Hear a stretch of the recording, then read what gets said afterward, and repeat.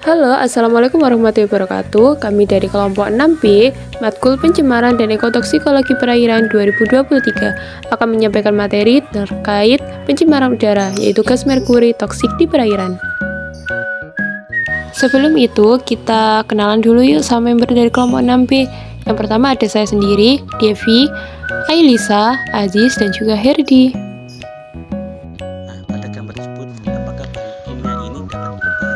Pada gambar tersebut, apakah bahan kimia ini dapat berbahaya? Jika kasusnya ditemukan jejak merkuri pada ikan laut dalam karena asap bahan. Pertama, pernahkah kalian melihat atau mengetahui kasus ini? Ditemukan jejak merkuri di ikan laut karena asap pabrik di Asia.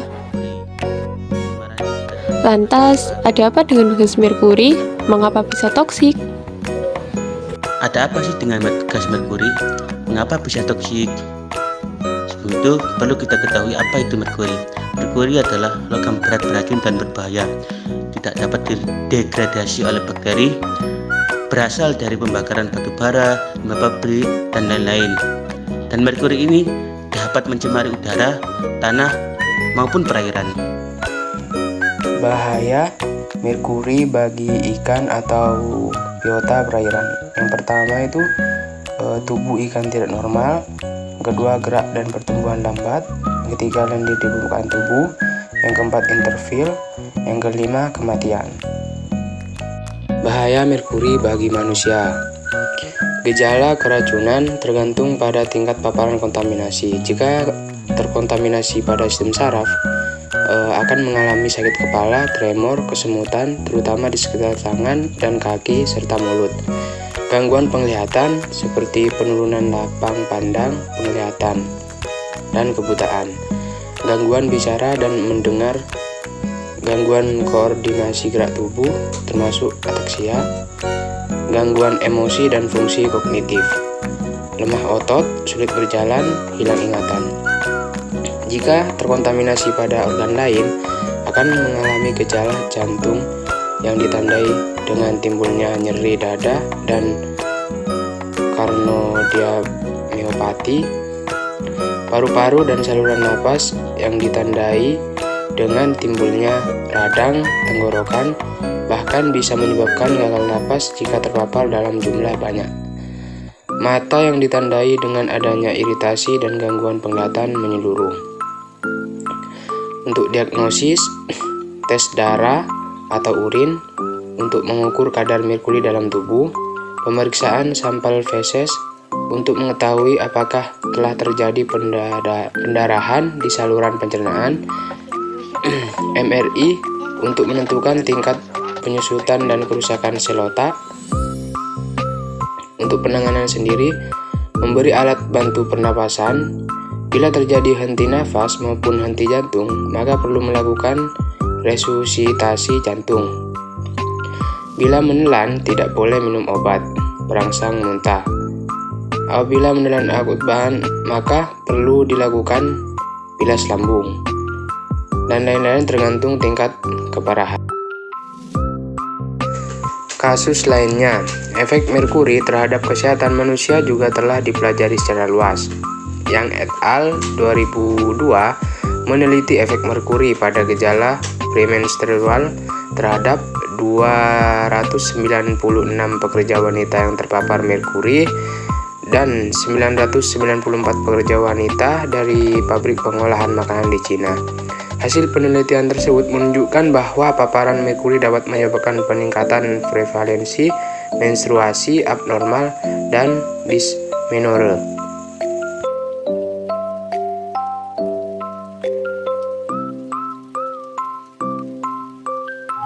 Seberapa bahaya sih merkuri ini?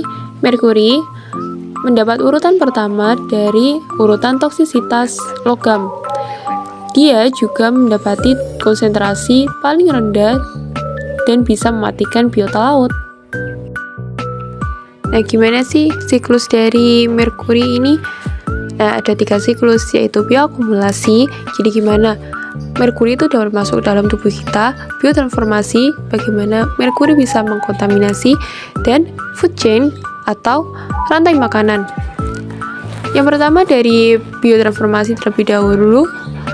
Di di mana vulkano atau hasil pembakaran letusan dari gunung berapi dan juga pembakaran dari batu bara itu akan menghasilkan emisi gas berupa merkuri. Nah, emisi gas nanti itu dia akan berkumpul jadi satu bersama dengan evaporasi dari air dan menjadi awan, lalu turun menjadi hujan yang mengandung metil merkuri, lalu bercampur di air laut, dan air tersebut akan diserap oleh si plankton akan dimakan oleh ikan, hingga ikan besar, lalu ikan tersebut dimakan oleh manusia, dan nantinya manusia akan juga ikut terkontaminasi oleh merkuri tersebut. Lalu ada juga proses food chain atau rantai makanan, yaitu dimulai dari bercampurnya air dengan metil merkuri. Air tersebut dari air hujan ya. Air hujan yang mengandung metil merkuri tadi diserap oleh plankton, baik itu fito maupun dari zoom. Lalu si plankton tadi dimakan oleh ikan, di mana ikan-ikan tersebut merupakan ikan kecil dan sedang.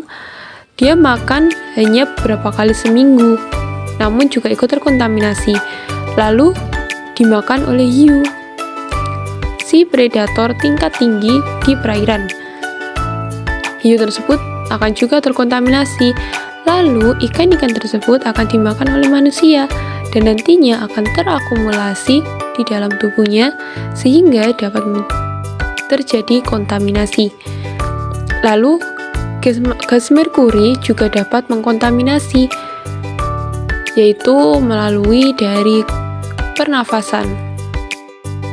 Proses transformasi dari gas merkuri akan menghasilkan suatu senyawa di mana dia akan mengganggu pernafasan, lalu akan merusak jaringan-jaringan hingga ke saraf otak.